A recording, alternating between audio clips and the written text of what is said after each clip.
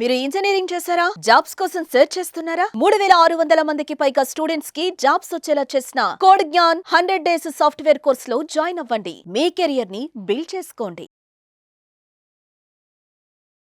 నమస్కారం అలగారి రవీంద్రనాథ్ గారు. నమస్తే అండి సిరి గారు. సార్, తల్లిదండ్రుల ఆస్తి డిఫాల్ట్ గా పిల్లలకే వస్తుందన్న విషయం మనందరికీ కూడా తెలుసు. అండ్ రీసెంట్ గానే చట్టం ఇంకొక తీర్పు కూడా ఇవ్వడం జరిగింది. తల్లిదండ్రులను కనుక పిల్లలు సరిగ్గా చూసుకోకపోతే ఆ ఆస్తిని తిరిగి తీసుకునే ఆప్షన్ పేరెంట్స్ కి ఉంది అని కూడా మనకి చట్టం అయితే తీర్పుని ఇవ్వడం కూడా మనం చూసాం. సో అయితే ఇప్పుడు ఎవరైతే తల్లిదండ్రులు పిల్లలకి ఆస్తి ఇచ్చే భాగంలో క్లాజ్ అయితే ఉందో సార్, అంటే మ్యాండేటరీగా మళ్ళీ మనం తీసుకోవచ్చు అని మెన్షన్ చేస్తున్నారు అని కూడా మనం వింటూ ఉన్నాం. దీనికి సంబంధించిన డీటెయిల్స్ ఏంటి సార్? మీ ఇంట్లో సీనియర్ సిటిజన్స్ ఉన్నా లేదా అది పురుషులైనా స్త్రీలైనా కుటుంబం యొక్క వారసత్వపు ఆస్తి అంటే యాన్సెస్ట్రల్ ప్రాపర్టీ కంటిన్యూస్ గా వస్తున్న సందర్భాల్లో తల్లిదండ్రుల ద్వారా పిల్లలకి భాగ పంపకాలు జరుగుతున్న సందర్భంలో అటువంటి ఆస్తి ఏదైనా ఉన్నా సరే పిల్లలకి బై డిఫాల్ట్ ఆ ప్రాపర్టీ మీద ఆస్తి హక్కులు సంక్రమించకుండా ఇటీవల కర్ణాటక ప్రభుత్వం ఒక కొత్త చట్టాన్ని కూడా తీసుకొని రావడం జరిగింది.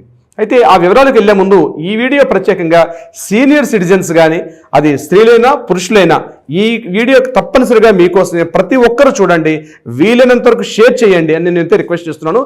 ఈ వీడియో చివరి దాకా చూడండి, విలువైనటువంటి సమాచారం కూడా మీకు అందే ప్రయత్నం చేస్తున్నాను ఈ వీడియో ద్వారా. ప్రత్యేకించి ఈ కర్ణాటక ప్రభుత్వం తీసుకుని వస్తున్నటువంటి ఈ చట్టం ఏంటంటే, నిన్న శాసనసభలో కూడా కర్ణాటక మంత్రి గారు, రెవెన్యూ మినిస్టర్ అక్కడ మాట్లాడుతూ కూడా కొత్త విషయాలను తెలియపరచడం జరిగింది. అంటే ఏదైతే ఉన్నటువంటి సీనియర్ సిటిజన్ యాక్ట్ అంటే వృద్ధుల యొక్క సంరక్షణ వారి యొక్క పోషణ సంబంధించి 2007 సీనియర్ సిటిజన్స్ యాక్ట్ ఏదైతే ఉందో దానికి సెంట్రల్ గవర్నమెంట్ చేసినటువంటి ఈ యాక్ట్కి కొనసాగింపుగా కర్ణాటక ప్రభుత్వం మరికొంత సంచలనమైనటువంటి ఒక చట్టాన్ని రూపకల్పన చేసే పనిలో పడ్డారు. అది నిన్న అసెంబ్లీలో కూడా పాస్ అవడం కూడా జరిగింది. సో ఆ చట్టం యొక్క వివరాలు ఏమిటి అంటే, బై డిఫాల్ట్ కుటుంబం యొక్క వారసత్వ ఆస్తి ఏదైతే ఉందో పిల్లలకి అలా సంక్రమించే హక్కు అంటే ఆ ఇంట్లో పుట్టడం పిల్లలుగా కొడుకుగా కానీ కూతురుగా కానీ పుడితే ఆ తాతల యొక్క ఆస్తి బై డిఫాల్ట్ ఏమవుతుంటే ఆస్తి హక్కు కడుపులో ఉన్నటువంటి బిడ్డతో సహా ఆ ఆస్తిపై హక్కును వారసత్వంగా పొందే హక్కు ఇప్పటిదాకా ఉంది. అయితే ఈ చట్టం యొక్క వివరాలు ఏంటంటే, తల్లిదండ్రులు కానీ సరిగ్గా చూసుకోకపోయినా వారి యొక్క పోషణ, వారి యొక్క ఆరోగ్య పరిస్థితి, వారికి కాస్త ఇంట్లో ఏం చేస్తారంటే వారికి కాస్త ఇంట్లో కూడా ఉంచకుండా వారిని ఇంటి నుంచి బయటకు గెంటివేసే ప్రయత్నాలు కూడా చాలా సందర్భాలు చూసాం.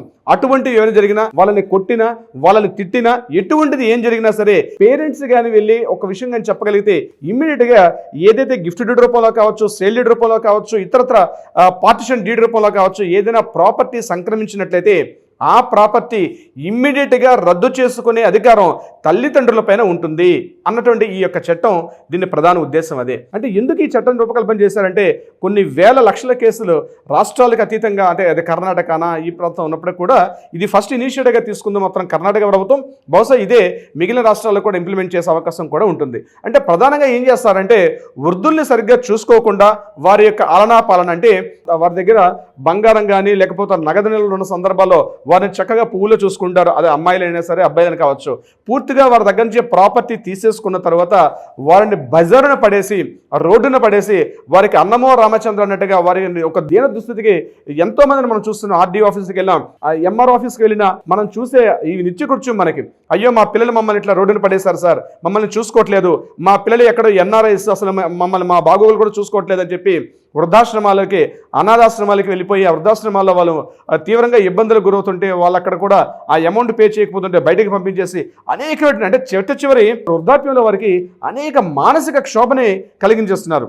అమ్మాయిలు కావచ్చు, అబ్బాయిలు కావచ్చు, బోత్ సైడ్స్ పార్టీస్ ఇటీవల కాలంలో ఎక్కువైపోయి మళ్ళీ దీనికోసం వాళ్ళు మళ్ళీ ఆర్డీఓ చుట్టూ వెళ్ళడం, ఆర్డీఓ ట్రిబ్యునల్స్కి వెళ్ళడం, ముఖ్యంగా ఆంధ్రాలో అయితే ట్రిబ్యునల్స్ ఉన్నాయి, ఆ ట్రిబ్యునల్ చుట్టూ వెళ్ళి దానికి సంబంధించిన ఆ కేసులు ఫైల్ చేయడం, ఆ కేసులు ఫైల్ చేసిన తర్వాత కూడా ఒక కొలిక్కి రాకపోవడం, దీని మీద మళ్ళీ క్రిమినల్ కేసెస్ యాక్ట్ చేయడం, కోర్టులకు వెళ్ళడం, పోలీస్ స్టేషన్కి వెళ్ళడం, ఇది ఒక అనివార్యం అయిపోయినటువంటి పరిస్థితి ఇటీవల కాలంలో చాలా ఎక్కువగా కనిపిస్తుంది. సో దీనికి చెక్ పెట్టాలి అని ఆలోచించుంటే కర్ణాటక ప్రభుత్వం ఏం చేశారంటే, ఏదైతే వాళ్ళకి ప్రాపర్టీ వెళ్తుందో వాళ్ళకి బ్రతికి ఉన్నంత కాలం వాళ్ళ చిట్ట శ్వాస వరకు కూడా వారికి ఎటువంటి ఇబ్బందులు కాకుండా పేరెంట్స్ని అంటే తల్లిదండ్రులు ఎటువంటి ఇబ్బందులు గురి చేయకుండా వారిని పూర్తిగా సంరక్షణ తీసుకునే సందర్భంలో ఉన్నప్పుడు మాత్రమే వారు ఏదైతే ఆ ప్రాపర్టీ వెళ్ళిందో ఆ వారికి వారసత్వంగా సంక్రమించిన ప్రాపర్టీ ఏదైతే ఉందో ఆ ఆస్తి హక్కు అనేది వాళ్ళని చూసుకోలేని పక్షంలో ఇమ్మీడియట్గా ఆ ప్రాపర్టీ అనేది అక్కడ రద్దయిపోయి మరలా వాటి మీద పూర్తి హక్కులు ఆ తల్లిదండ్రులకే సంక్రమించే విధంగా ఈ చట్టం రూపకల్పన చేయడం అయితే జరిగింది. అంటే పిల్లలు కొంత బాధ్యతాయుతంగా ఉంటారు. కేవలం ప్రాపర్టీ తీసుకోవడం వల్ల బయటికి నెట్టేయడం కాకుండా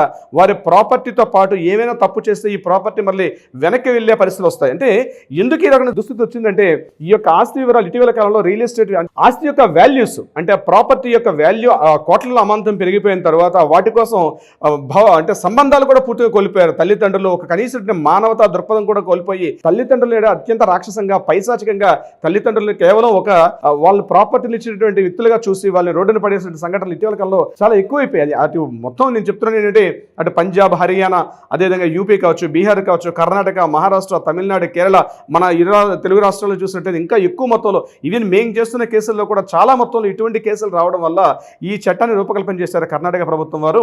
ఇది యాస్టిస్ అంటే ఇది 2007 సీనియర్ సిటిజన్ యాక్ట్ ఏదైతే ఉందో దానికి కొనసాగింపుగా వచ్చిన చట్టంలో కూడా మరి కాస్త నిబంధనలు కఠినతరం చేశారు. అంటే గిఫ్ట్ డీడ్ ఇచ్చినా, సేల్ డీడ్ ఇచ్చినా లేదా ప్రాపర్టీ వారసత్వంగా వాళ్ళకి పార్టిషన్ డీడ్లో ప్రాపర్టీ వచ్చినా పేరెంట్స్ కానీ వెళ్ళి మాకు ఈ ప్రాపర్టీ మాకు అందడం అంటే మాకు ఈ ప్రాపర్టీ ఉంటే మాకు కాస్త ఆరోగ్య స్థితికి మాకు కాస్త మెడిసిన్ ఖర్చు కావచ్చు. కొంతమంది పిల్లలు పేరెంట్స్ని ఆ ఇంటి నుంచి కూడా బయట గెంటేస్తారు, రోడ్డు మీద గెంటేస్తారు. ఇటీవల మన రాజన్న సిరిసిల్ల జిల్లాలో అయితే ఆ వృద్ధులిద్దరు కూడా ఆర్డీఓ ఆఫీస్ దగ్గరికి వెళ్ళి ఎంత మొరపెట్టుకుంటున్నాడు వినతపత్రం, సార్ మా దగ్గర ప్రాపర్టీ ఉంది, ఒక 4 ఎకరాల పొలం మా దగ్గర ఉంది, ఈ పొలాన్ని మొత్తం కూడా పిల్లలు తీసుకొని మమ్మల్ని రోడ్డును పడేశారని చెప్పి ఆ వృద్ధ దంపతులు ఆర్డీఓ గారిని మొరపెట్టుకుంటే ఇమ్మీడియట్గా అక్కడ ఆర్డీఓ గారిని పిలిపించి వాళ్ళని అక్కడ అప్పటికప్పుడు పిల్లలతో మాట్లాడి చేసిన సందర్భాలు కూడా చూసాం.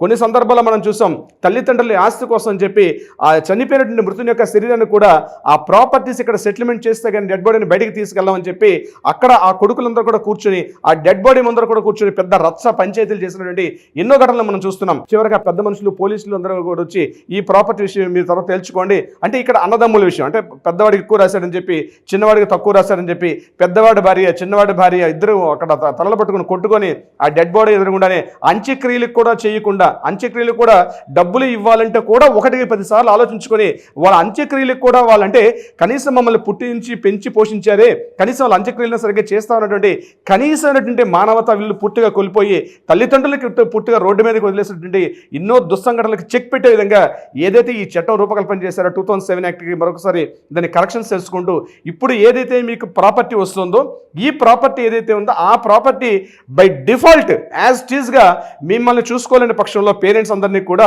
యాజ్ టీజ్గా ప్రాపర్టీ మీద హక్కులు సంక్రమించే అధికారం మరలా తల్లిదండ్రులకు సంక్రమించేటట్టుగా ఈ చట్టాన్ని రూపకల్పన చేశారు. ఇది బహుశా అత్తందలోనే మన తెలుగు రాష్ట్రాల్లో కూడా ఇంప్లిమెంట్ అయ్యే అవకాశం కూడా ఉంటుందని నేను కోరుకుంటున్నాను. రాష్ట్ర ప్రభుత్వాలు కూడా ఈ విషయం మీద గట్టిగా డిస్కషన్ చేస్తున్నారు.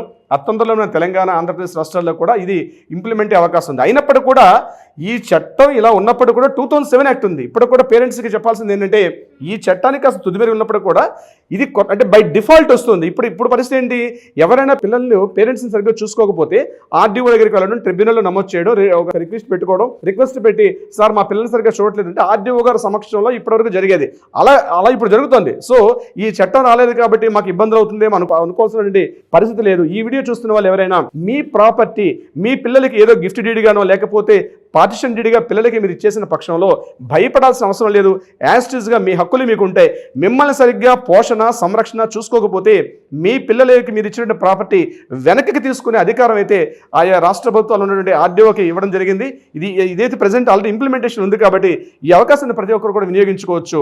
సీనియర్ సిటిజన్స్కి అయితే నేను క్లియర్గా చెప్పే విషయం అయితే ఇది ప్రధానంగా సిరిగారు. ఎస్ సార్, మరి దీని గురించి ఇంకా ఎవరికైనా కూడా ఎస్పెషల్లీ ప్రాపర్టీ రిలేటెడ్గా వాళ్ళ ఆస్తిని పంపే సందర్భాల్లో ఎవరికైనా ఇటు తల్లిదండ్రులకు కావచ్చు లేదు అంటే కూతుళ్ళకి కొడుకులకి ఎలాంటి డౌట్స్ ఉన్నా దీనికి సంబంధించి వివరాలు తెలుసుకోవాలి అన్నా లేదు ప్రాపర్టీ రిలేటెడ్గా ఇష్యూస్ ఉన్నాయి లీగల్ పరంగా మేము వెళ్ళాలి అనుకునే వాళ్ళకి మీ గైడెన్స్ కావాలి అంటే ఎలా పొందే అవకాశం ఉందంటారు సార్? ఇమ్మీడియట్గా మీ చేతిలో ఉన్న మొబైల్ తీసుకొని కింద కనిపిస్తున్న స్క్రోల్ అవుతున్న నెంబర్ని కాంటాక్ట్ చేసినా లేదా ఒకవేళ లిఫ్ట్ చేయకపోతే వాట్సాప్ నెంబర్కి మీ డీటెయిల్స్ సెండ్ చేయండి. మన లీగల్ టీం వల్ల మీకు అప్రోచ్ అవుతారు, వివరాలు అందజేస్తారు, సలహా సహకారాలు కూడా అందజేసే ప్రయత్నం చేస్తారు. అది కాకుండా న్యాయపరంగా మీకు ఏదైనా పరిష్కారం కావాలంటే కూడా ఆ దిశగా కూడా ప్రయత్నం చేసే పని చేస్తారు మన వాళ్ళు. Thank you sir, thank you so much. Thank you so much అండి. సుమన్ టీవీలో మీ పర్సనల్ అండ్ బిజినెస్ ప్రమోషన్స్ కోసం కింది నెంబర్కి కాంటాక్ట్ చేయండి.